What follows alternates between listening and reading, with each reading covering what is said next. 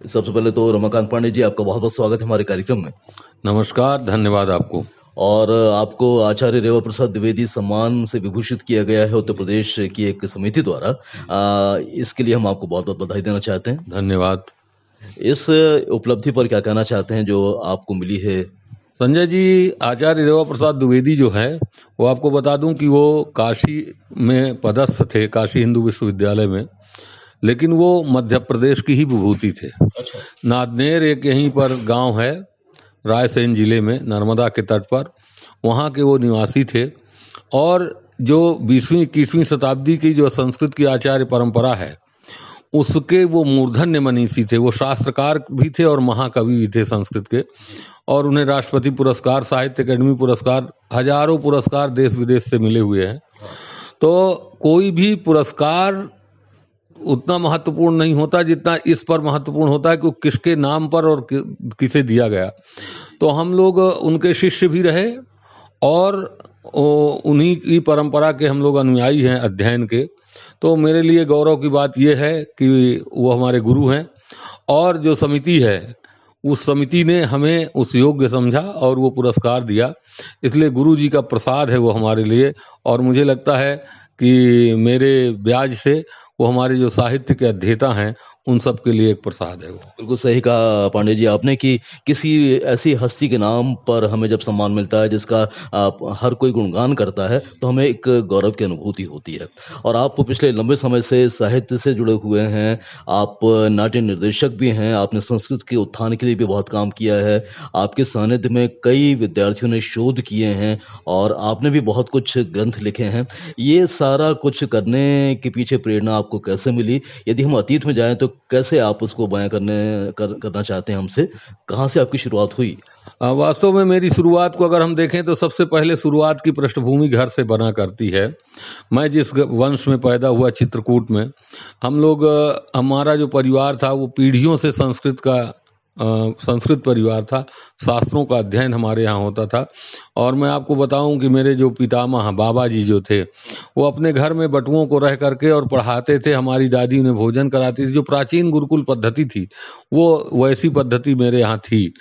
तो मैंने उसी प्रेरणा को प्राप्त कर पहले प्राथमिक शिक्षा तो संस्कृत की मैंने घर में ही प्राप्त की। उसके बाद मैं बनारस चला गया और वहाँ मैंने मास्टर डिग्री लिया। उसके बाद डॉक्टर हरि सिंह गौर विश्वविद्यालय सागर में से मैंने पीएचडी और डीलिट दोनों उपाधियां प्राप्त की।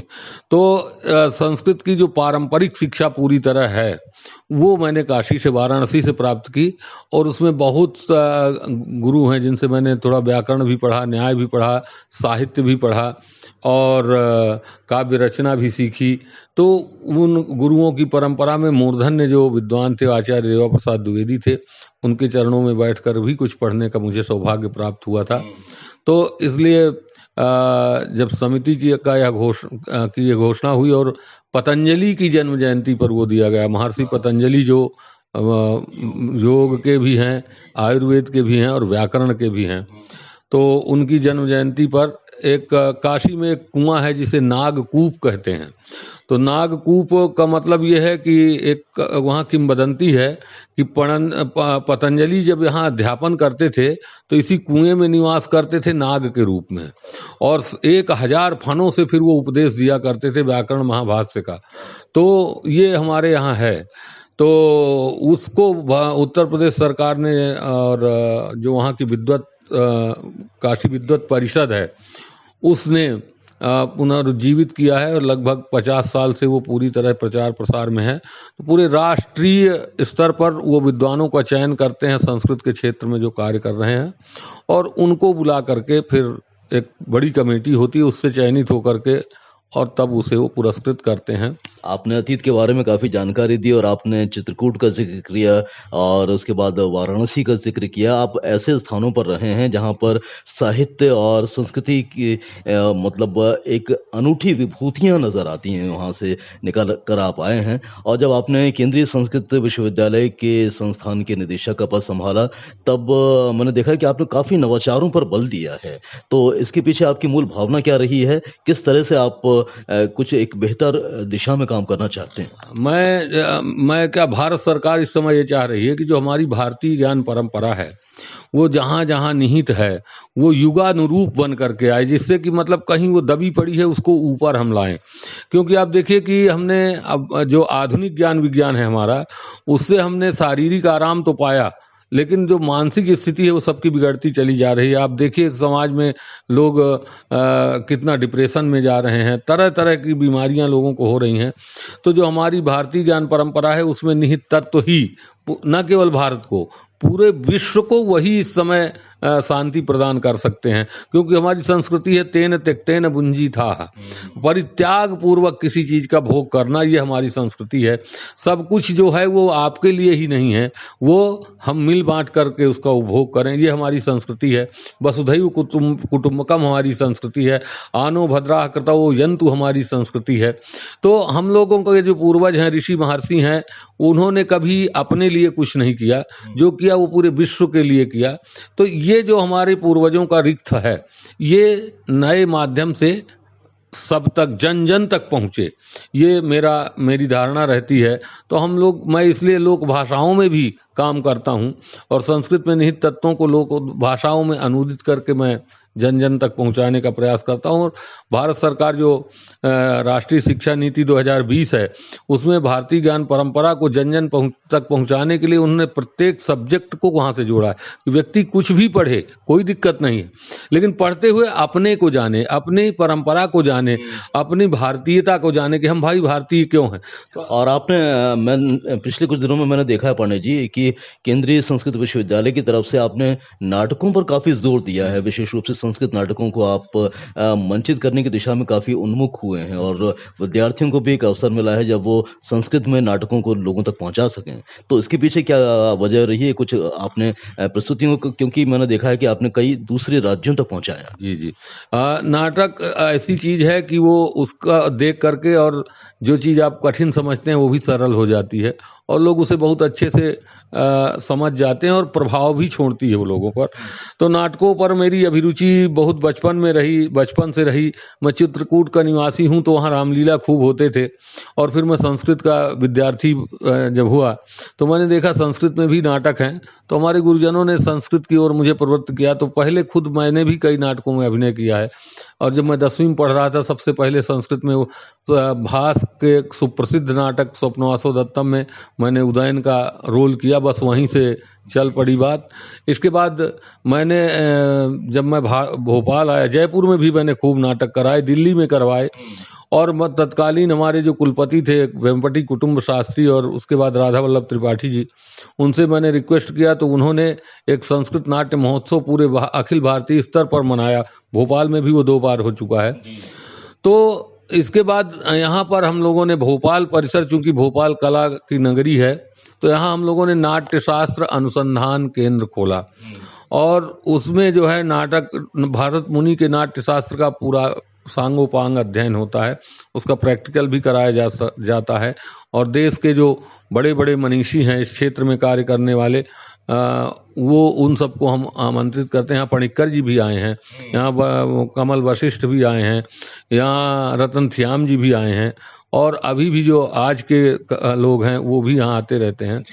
तो हम लोग संस्कृत नाटक करने के लिए बच्चों को प्रोत्साहित करते हैं और हमारे बच्चे नुक्कड़ नाटक भी संस्कृत में भोपाल में किए और हम लोग थाईलैंड में भी नाटक किए संस्कृत का, आयरलैंड भी जाकर हमने संस्कृत की नाटक की प्रस्तुति दी, लंदन में भी दिया। अभी हमारे बच्चे नेपाल में भी जाकर के संस्कृत नाटक करके आए हुए हैं।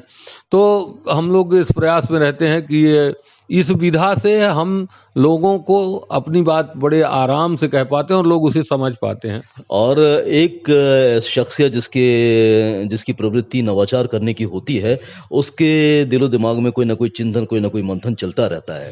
तो रमाकांत पांडे जी आने वाले समय के लिए क्या सोचकर बैठे हैं या किस तरह की योजनाओं पर काम कर रहे हैं? अभी हम चूंकि नाट्य पर काम कर रहे थे तो अब मेरे मन में है कि संगीत पर भी काम किया जाए। तो आपको बता दूं, बड़े खुशी की बात है कि हमारी जो विद्वत परिषद, जिसे एकेडमिक काउंसिल कहते हैं, उन्होंने हमें स्वीकृति दे दी है संगीत विभाग खोलने की, जिसे हम गंधर्व विद्या शाखा के नाम से खोलेंगे। और हमारा संगीत विभाग जो होगा वो सामान्य नहीं होगा। हम लोग जो हमारे पारंपरिक टेक्स्ट हैं संस्कृत के संगीत में, जिन्हें कहीं नहीं पढ़ाया जा रहा, उनको हम यहाँ लाएंगे। जैसे नाट्यशास्त्र के 28वें से 36वें अध्याय तक संगीत की चर्चा है, उसके बाद संगीत रत्नाकर है, संगीत राज है, अभिनय दर्पण है। इन ग्रंथों को हम उस कोर्स में रख रहे हैं। अभी विज्ञापन जल्दी 2-3 दिन में आने वाला है। एक तो हम वो कर रहे हैं कि जो हमारे संगीतज्ञ हैं वो पूरी तरह से भारतीयता के साथ संगीत को प्रस्तुत करें। तो संगीत रत्नाकर जैसे ग्रंथ को पढ़ाने का हमारा लक्ष्य है। और दूसरा एक हम ये देख रहे हैं कि लोक में जो हमारे यहाँ कथाओं का बहुत बड़ा महत्व है, तो भागवत कथा घर घर में होती है और हम लोग उसे एक तरह से मुक्ति का साधन भी मानते हैं हमारी संस्कृति में।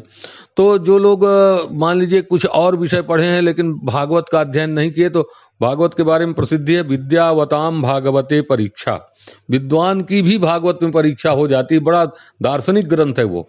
तो इस साल से हम एक भागवत शिरोमणि करके पाठ्यक्रम शुरू कर रहे हैं और वो 40 क्रेडिट का कोर्स होगा पूरे 1 साल का, उसकी परीक्षा भी होगी। लेकिन उसको हम भारत में जो बड़े बड़े मूर्धन्य जो भागवत वेत्ता हैं उनके माध्यम से पढ़वाएंगे उन्हें। और ये कोर्स ऑफलाइन ऑनलाइन दोनों तरह से होगा। इसका भी विज्ञापन 2 ही 3 दिन में आने वाला है। बहुत कुछ मतलब केंद्रीय संस्कृत विश्वविद्यालय के माध्यम से आप नया करना चाह रहे हैं और हम समझते हैं कि जो सोच आपने रखी है वो ज़रूर कामयाबी की तरफ आपको ले जाएगी और निश्चित रूप से इस संस्थान की गरिमा को भी और भी पंख मिलेंगे। आप चलते चलते कुछ बात हमारे विशेष रूप से कहना चाहते हैं, खासतौर से उनसे जो संस्कृत सीख रहे हैं या फिर संस्कृत के विद्यार्थी हैं?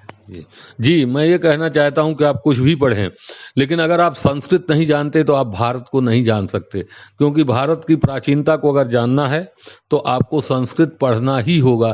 क्योंकि ऋग्वेद से लेकर के और 16वीं शताब्दी तक के जो ग्रंथ हैं, वो चाहे वो इतिहास हो, चाहे वो आयुर्वेद हो, चाहे वो भूगोल हो, चाहे वो वनस्पति विज्ञान हो, चाहे वो जो भी हो, वो संस्कृत में लिखा हुआ है। तो अगर आपको भारत को जानना है तो संस्कृत पढ़ना है। और हम आपके माध्यम से संस्कृत अध्येताओं को आमंत्रित करते हैं, वो हमारे यहाँ आए और उनके अध्ययन की पूरी सुविधा हम सोचेंगे, उसको व्यवस्था हम देंगे कि वो पढ़ें। और आपने जो हमें वक्त दिया और हमारे इस कथन को जन जन तक पहुंचाने में हमारा सहयोग किए, उसके लिए हम संजय जी आपको बार बार धन्यवाद देते हैं। धन्यवाद। आपको भी हम बहुत बहुत धन्यवाद देते हैं पांडे जी कि आपको ये सम्मानित किया गया और आने वाले समय में आप कुछ बेहतर करने वाले हैं। बहुत बहुत आभार आपका। धन्यवाद संजय जी, नमस्कार।